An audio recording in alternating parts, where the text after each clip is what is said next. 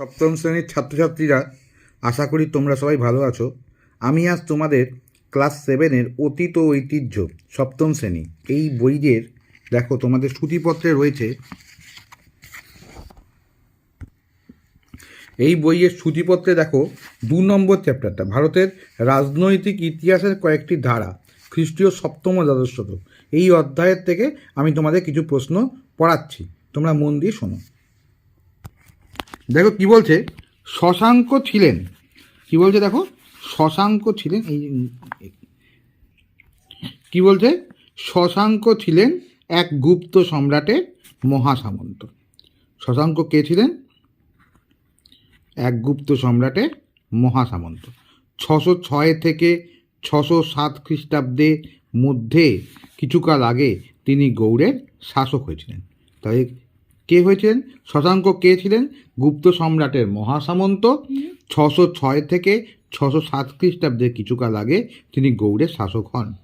শশাঙ্কের শাসনের 60-70 বছর আগে থেকে গৌড় ধীরে ধীরে রাজনৈতিকভাবে গুরুত্বপূর্ণ হয়ে উঠেছিল। তাই তোমাদের যদি প্রশ্ন করা হয় যে কার শাসনকালে গৌড় ধীরে ধীরে রাজনৈতিকভাবে গুরুত্বপূর্ণ হয়ে উঠেছিল, তখন বলবে, কি বলবে বলো, বলো কি বলবে?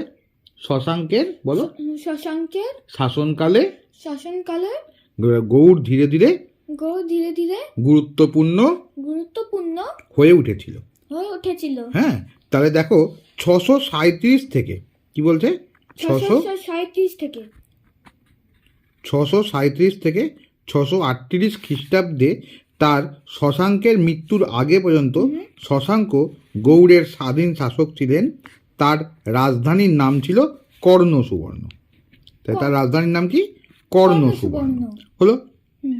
এবার নেক্সট কি বলতে দেখো, শশাঙ্কের শাসনকালে উত্তর ভারতের বিভিন্ন আঞ্চলিক শক্তি, কি বলছে, উত্তর ভারতের বিভিন্ন আঞ্চলিক শক্তি, মালব, কনৌজ, স্থানেশ্বর, যে তুমি পড়লেই মাত্র, স্থানেশ্বর, থানেশ্বর, কামরূপ, গৌড় প্রভৃতি নিজ নিজ পারস্পরিক দ্বন্দ্ব মানে কি, পারস্পরিক ঝগড়া এবং মৈত্রীর সম্পর্ক বজায় রাখত। মৈত্রী মানে কি, ভালোবাসার সম্পর্ক। সমস্ত রাজ্যগুলো নিজেদের মধ্যে ভালোবাসা বা বিবাহ বন্ধনে আবদ্ধ হতো, তারপর কেউ কারো সাংস্কৃতিক অনুষ্ঠানে যেত, হ্যাঁ, এবং পারস্পরিক দ্বন্দ্ব, কখনো কখনো একে অন্যের থেকে রাজ্য বিস্তারের প্রতিযোগিতায় মেতে উঠত। একে বলতে পারস্পরিক দ্বন্দ্ব। ঠিক আছে। শশাঙ্ক সেই দ্বন্দ্বে অংশ নেয়নি, সেভাবে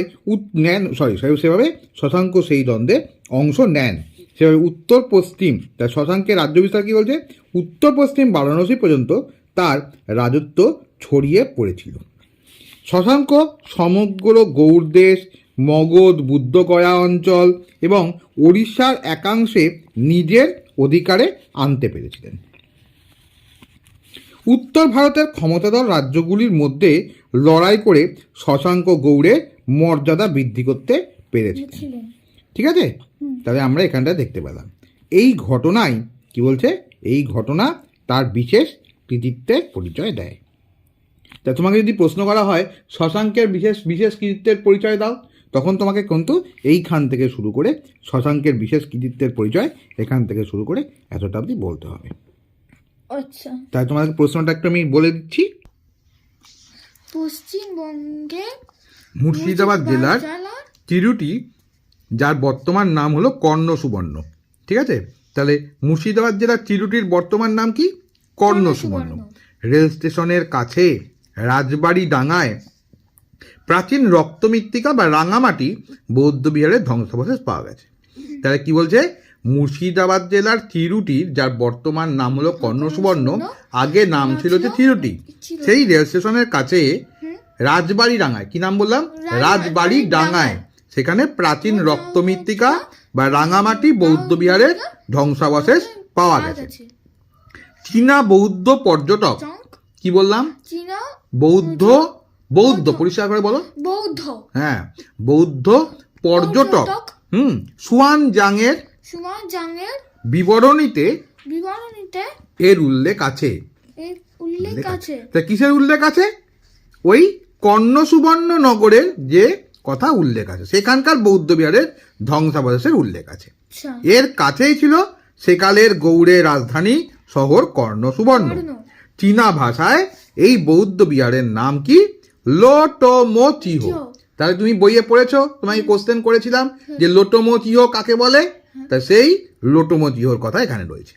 সুয়ানজাং তাম্রলিপ্ত, যেটা বর্তমান নাম তমলুক, সেখান থেকে এখানে এসেছিলেন।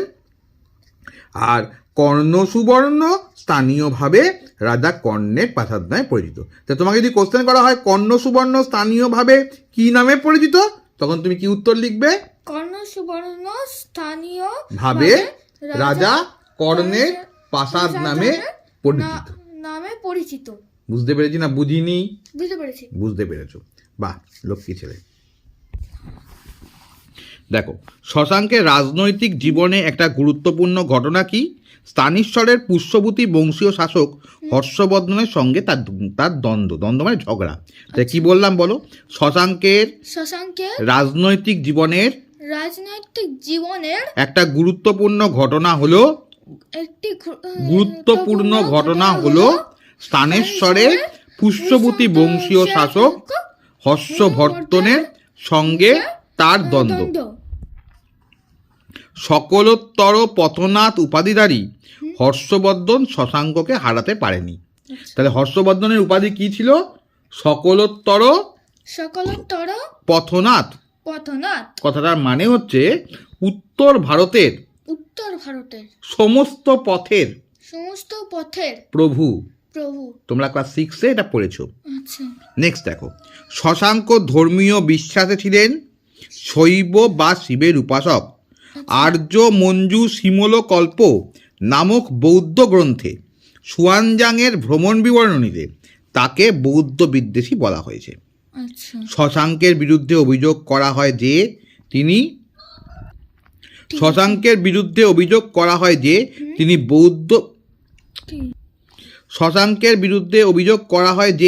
তিনি বৌদ্ধ ভিক্ষুকদের হত্যা করেছিলেন, বৌদ্ধদের পবিত্র ধর্মীয় স্মারক ধ্বংস করেছিলেন। হর্ষবর্ধনের সভাকবি বাণভট্টের রচনা হর্ষচরিতকে শশাঙ্ককে নিন্দা করা হয়েছে। তাই তোমাকে যদি এই প্রশ্নটা করা হয়, দেখো আমার সঙ্গে সঙ্গে তুমিও প্রশ্নটা বলো, কার কোন গ্রন্থে শশাঙ্ককে বৌদ্ধ বিদ্বেষী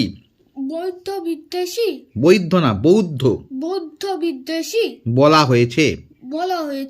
হ্যাঁ, আর্যমঞ্জু শিমুলকল্প নামক বৌদ্ধ গ্রন্থে। বলো, আর্যমঞ্জু শিমুলকল্প নামক বৌদ্ধ গ্রন্থে। তাহলে আর্যমঞ্জু শিমুলকল্প নামক বৌদ্ধ গ্রন্থে সুয়ানজাংয়ের ভ্রমণ বিবরণীতে তাকে বৌদ্ধ বিদ্বেষী বলা হয়েছে। এমনকি তিনি শশাঙ্ক নাকি বৌদ্ধ ভিক্ষুদের হত্যা করেছিলেন এবং বৌদ্ধদের পবিত্র ধর্মীয় স্মারকও ধ্বংস করেছিলেন। আর বাণভট্ট কে ছিল? হর্ষবর্ধনের সভাকবি। তার রচনা হর্ষচরিতে শশাঙ্ককে নিন্দা করা হয়েছে। বুঝেছ? এবার নেক্সট আর একটা প্রশ্ন তোমাকে আমি উল্লেখ করে দিচ্ছি। দেখো কি বলছে, কোন গ্রন্থে শশাঙ্কের প্রশংসা কিভাবে হয়েছে?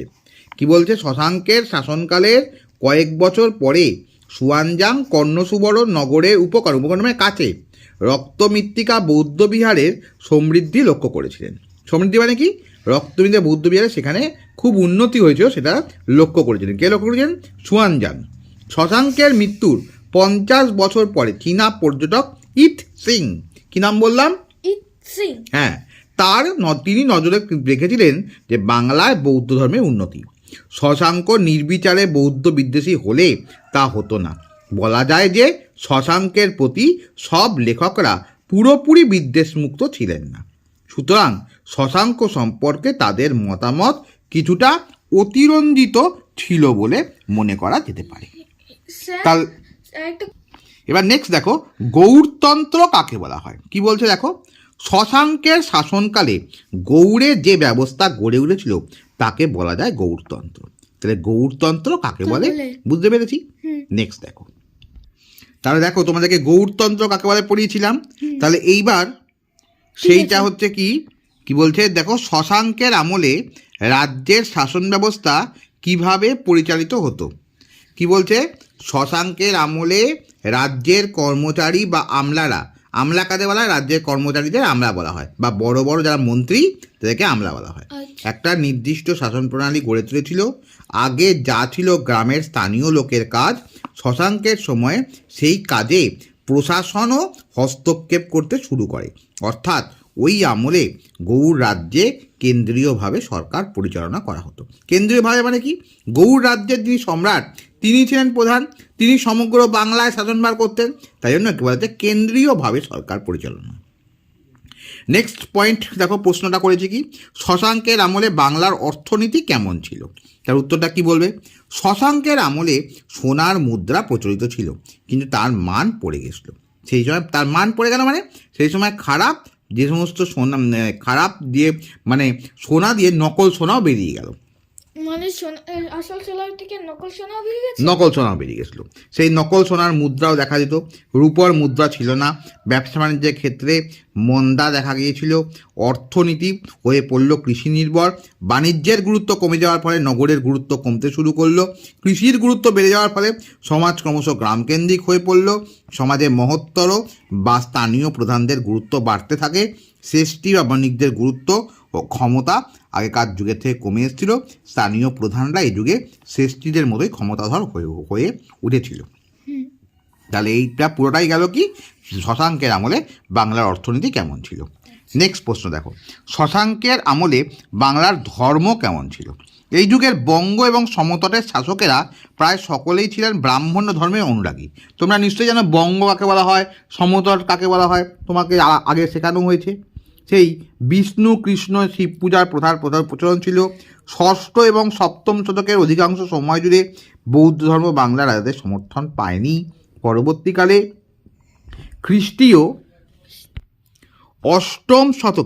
অষ্টম নবম শতকে, পেজ নম্বরটা দেখো, তোমাদেরকে বলে দিই তাহলে তোমাদের সুবিধা হবে বুঝতে। পেজ নম্বর 13, হ্যাঁ পেজ নম্বর 13 দেখো, তোমাকে বড় করে দিচ্ছি, পেজ নম্বর 13। তাহলে সেই 13 পাতার আমরা চলে যাচ্ছি অষ্টম এবং নবম শতকে। পাল আমলে বৌদ্ধ ধর্ম আবার রাজার সমর্থন পেয়েছিল। তাহলে এবার দেখো তোমাদেরকে কি বলছি, শশাঙ্কের মৃত্যুর পরে কি হলো? শশাঙ্ক কিন্তু নিজে কোনো স্থায়ী রাজবংশ তৈরি করে যেতে পারেনি।